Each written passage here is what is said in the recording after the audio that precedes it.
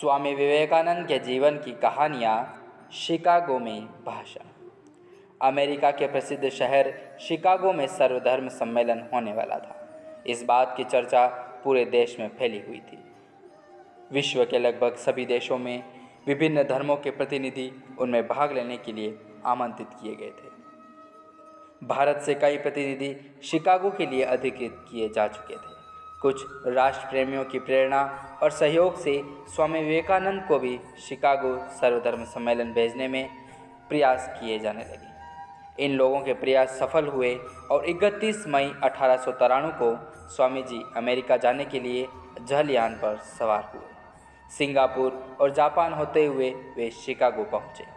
Chicago में पहुंचकर ही स्वामी जी को पता चला कि सर्वधर्म सम्मेलन सितंबर में आरंभ होगा। इस सम्मेलन में बिना परिचय पत्र के किसी भी वक्ता को सम्मिलित नहीं किया जाएगा। स्वामी जी के पास कोई परिचय पत्र नहीं था और सबसे बड़ी बात यह कि परिचय पत्र के आवेदन की अंतिम तिथि भी निकल चुकी थी। उनके पास इतना पैसा भी नहीं था कि सितंबर तक ठहरने का खर्च वहन कर पाते। स्वामी जी को यह प्रतीत होने लगा कि संभवतः इस सम्मेलन में भाग लेने का अवसर न मिल सकेगा। फिर भी वे सम्मेलन में भाग लेने और न लेने की इच्छा ईश्वर पर छोड़कर बोस्टन के लिए रवाना हो गए। इस यात्रा में स्वामी जी की भेंट एक धनी महिला से हुई। वह स्वामी जी को अपने साथ ले गई।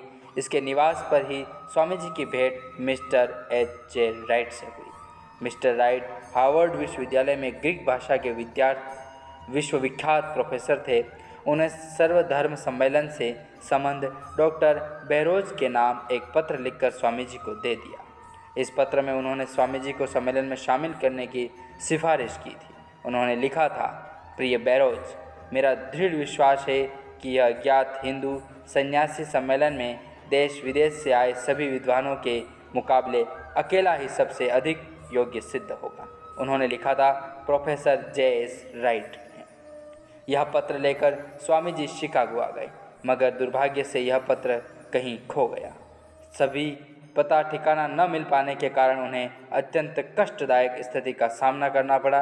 यह रात उन्होंने किसी प्रकार ठिठुर कर बिताई। अगले दिन संयोगवश उनकी भेंट एक सहृदय महिला से हो गई। परिणाम स्वरूप उनका इस सम्मेलन में भाग लेना सुनिश्चित हुआ। भारत की ओर से विभिन्न धर्मों के प्रतिनिधि सर्वधर्म सम्मेलन में भाग लेने के लिए शिकागो पहुंच गए थे। जैन समाज की ओर से वीरचंद्र त्यागी, ब्रह्म समाज की ओर से प्रताप चंद्र मजुमदार और मुंबई से श्री नागरकर तथा थियोसॉफिकल सोसाइटी की ओर से श्रीमती एनी बिसेंट और मिस्टर चक्रवर्ती शिकागो पहुंच चुके थे।